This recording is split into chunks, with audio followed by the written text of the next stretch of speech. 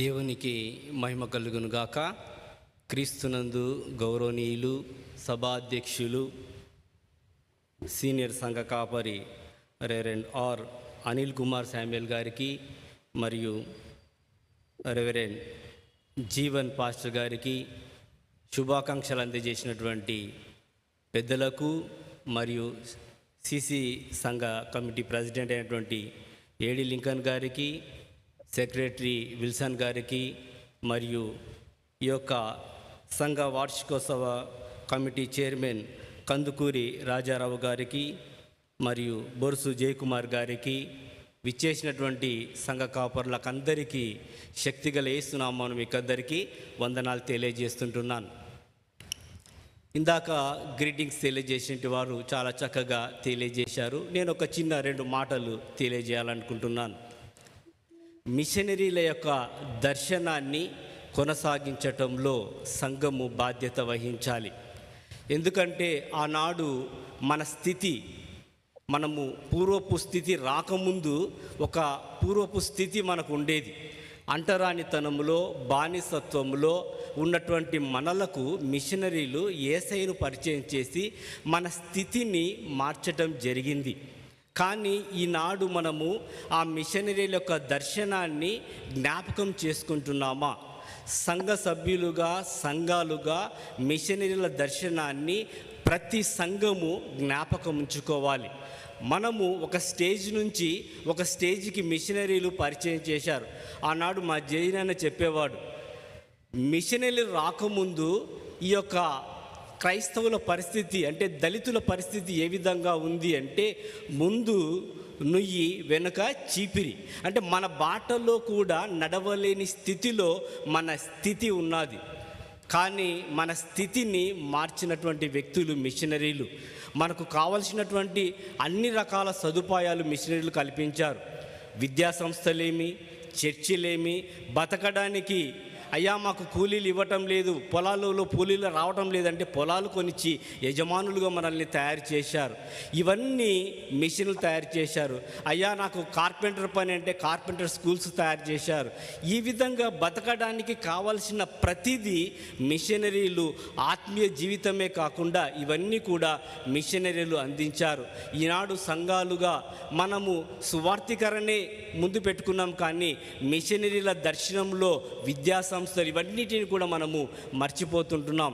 కాబట్టి ఒకసారి సంఘ పెద్దలు, సంఘస్థులు, సంఘ కాపర్లు మిషన్ల దర్శనాన్ని జ్ఞాపకం చేసుకోవాలి. మిషన్ల దర్శనంలో ఒక ప్రాముఖ్యమైన విషయాన్ని నేను తెలియజేస్తుంటున్నాను. మిషన్ల దర్శనంలో మన సంఘ యవన బిడ్డలను జ్ఞాపకం చేసుకోవాలి. ఎందుకంటే యవన బిడ్డలకు నిరుద్యోగులుగా నిలబడిపోకుండా సంఘము వారికి ప్రాధాన్యత ఇవ్వాలి. వాళ్ళకు గ్రూప్ కోచింగ్స్ కానీ, బ్యాంక్ కోచింగ్స్ కానీ, ఏ రకమైన వాళ్ళకు ఉద్యోగ కల్పనకు కావలసిన ప్రతిదీ సంఘము ఇవ్వాల్సిన బాధ్యత ఈనాడు సంఘాల మీద ఉంది.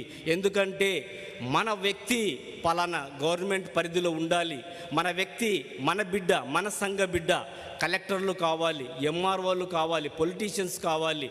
ప్రతి డిపార్ట్మెంట్లో మన బిడ్డలు ఉండే విధంగా సంఘము తీర్చిదిద్దవలసిన బాధ్యత సంఘం మీద ఉందని మీకు తెలియజేస్తున్నాను. మేము మా పలు సమాజ పక్షంగా ఉడత భక్తిగా మిషన్ల దర్శనాన్ని కొనసాగిస్తూ మేము చేస్తున్నటువంటి సేవా కార్యక్రమాలను క్లుప్తంగా మీకు వివరిస్తున్నాను. మేము సువార్థీకరణ, మాకు ముఖ్యమైనటువంటిది సువార్థీకరణ. సర్వలోకానికి వెళ్ళి సర్వ సృష్టికి సువార్తను ప్రకటించాలన్న ఉద్దేశంతో మిషన్ల దర్శనాన్ని కొనసాగింపుతో మేము మా పొల సమాజంలో ఉన్న సంఘ కాపర్లను 3 జోనల్గా డివైడ్ చేసుకున్నాం. Nandikotkur zonal, central zonal, Gudur జోనల్గా డివైడ్ చేసుకొని ప్రతి నెల 3 రోజులు సువార్తను సంఘ కాపర్లే మైకులు మోసుకుంటూ, పాటలు పాడుతూ, కరపత్రాలు పంచుతూ సువార్తలో భాగస్వాములు అవుతున్నారు. రెండవదిగా సంఘ స్థాపన. ఎవరో వచ్చి మనకు ఆర్థిక సాయం చేస్తారు, ఎవరో మనల్ని ఆదుకుంటారు అని అనుకోకుండా మేమే సంఘ కాపర్లమే మాకు వచ్చినటువంటి చాలని జీతాలలో నుంచి దశమ భాగాలను తీస్తూ సంఘ విశ్వాసులు ఎవరైనా కానీ ప్రేరేపించబడి ప్రతి నెల ఒక 100 రూపాయలు ఆర్థిక తోడ్పాటు అందిస్తున్నట్లయితే వాటన్నిటిని క్రోడీకరించి నమ్మకంగా, యథార్థంగా ప్రతి నెల నిర్మాణంలో ఉన్నటువంటి బ్యాప్టిస్టు సంఘాలకు మేము ఆర్థిక చేయూతను అందిస్తున్నాం. ఎందుకంటే మన సంఘాలు బాగుపడితే మన సంఘాలు బాగుపడాలని, అందులో మన సంఘ విశ్వాసులు బాగుపడాలని ఒక దర్శనంతో మేము పనిచేస్తున్నాం. ఎక్కడైతే చర్చి ఉంటుందో ఆ సంఘము, ఆ గ్రామము బాగుపడుతుంది అన్న మిషనరీల దర్శనాన్ని మేము కొనసాగిస్తూ ఆ ప్రక్రియలో మా బంధువులు, స్నేహితులు, రక్త సంబంధికులు అందరూ కూడా పాలు పంచుకుంటూ ప్రతి నెల 50,000, ఇంతవరకు మేము 13 నెలల్లో 7 లక్షల రూపాయలు చర్చిలకు సహాయం చేయటం జరిగింది. మూడవదిగా రాత్రి బడులు, వయోజన విద్యా కేంద్రాలు. ఎందుకంటే మిషన్ దర్శనంలో రాత్రి బడులు కూడా ఇంపార్టెంట్గా వాళ్ళు నిర్వహించారు. ప్రతి ఒక్కరూ బైబిల్ చదవాలి, ఎవరు కూడా నాకు బైబిల్ చదవటం రాదు అని చెప్పకూడదు అన్న ఉద్దేశంతో వయోజన విద్యా కేంద్రాలు ప్రతి సంవత్సరము 10 గ్రామాలలో వయోజన విద్యా కేంద్రాలు ఏర్పాటు చేస్తూ ఆ గ్రామంలో ఉన్నటువంటి యవనస్తులను ప్రేరేపిస్తూ వారికి ఆర్థిక తోడ్పాటును అందిస్తూ వయోజన విద్యా కేంద్రాలు ఏర్పాటు చేయటం జరిగింది. తర్వాత మేము చేసే కార్యక్రమాలలో సిబిసి క్లబ్స్, ఆట వస్తువులు చిన్న బిడ్డలు కొనిచ్చి ఆట వస్తువుల ద్వారా వారికి చిన్ననాటి నుండే యేసయ్యను పరిచయం చేయటం జరుగుతుంది. ఇదియుగాక పాస్టర్లకు కుట్టు మిషన్లు, ప్రతి సంవత్సరం 5 మంది పాస్టర్లకు కుట్టు మిషన్లు కొనిచ్చి తద్వారా వారు నేర్చుకొని వచ్చే సంఘ విశ్వాసులకు కుట్టు మిషన్ నేర్పిస్తూ దేవుని వాక్యము ప్రకటించడం జరుగుతుంది. ఈ విధంగా సువార్థీకరణతో పాటు మిషనరీల యొక్క దర్శనాన్ని ఉడతభక్తిగా మా వరకు మేము తోడ్పడుతూ ఆర్థికంగా అన్ని రంగాలలో సంఘ కాపర్లకు, సంఘాలకు మేము చేయూతను అందిస్తున్నాం. చివరిగా నేను ఒక వాక్య భాగాన్ని చదివి నేను ముగించాలనుకుంటున్నాను. రాజులు రాసిన మొదటి గ్రంథము 2వ అధ్యాయము 1 నుంచి 3 వచనాలు మీరు గమనించినట్లయితే దావీదు మహారాజు తన కుమారుడైన సొలొమోనుకు చెప్తున్నాడు. ఎందుకు ఈ మాటలు చెప్తున్నాను అంటే, నేను మన దర్శనాన్ని నెక్స్ట్ జనరేషన్కు మనము క్యారీ చేయలేకపోవటం బట్టే మనము అభివృద్ధి పదంలో నడిపించుకోలేకపోతున్నామన్న ఉద్దేశంతో ఈ యొక్క విషయాన్ని మీకు తెలియజేస్తున్నాను. దావీదు మరణకాలం సమీపింపగా అతడు తన కుమారుడైన సొలొమోనుకు ఈలాగు ఆజ్ఞ ఇచ్చెను. లోకులందరూ పోవలసిన మార్గమున నేను పోవుచున్నాను కాబట్టి నీవు ధైర్యం తెచ్చుకొని నిబ్బరం కలిగి నీ దేవుడైన యెహోవా అప్పగించిన దానిని కాపాడి ఆయన మార్గములను అనుసరించినడలా నీవు ఏ పని పూనుకొనినను ఎక్కడ తిరిగినను అన్నిటిలో వివేకముగా నడుచుకొందువు. మోషే ధర్మశాస్త్రంలో వ్రాయబడి ఉన్న దేవుని కట్టడలను, ఆయన నియమించిన ధర్మమంతటిని, ఆయన న్యాయ విధులను, శాసనములను గైకొనుము. కాబట్టి దయచేసి సంఘ పెద్దలకు, సంఘస్థులకు, వృద్ధాప్యంలో ఉన్నటువంటి వ్యక్తులకు నేను తెలియజేసేది ఏంటంటే, మిషనరీల యొక్క దర్శనాన్ని నెక్స్ట్ జనరేషన్కు క్యారీ చేయండి.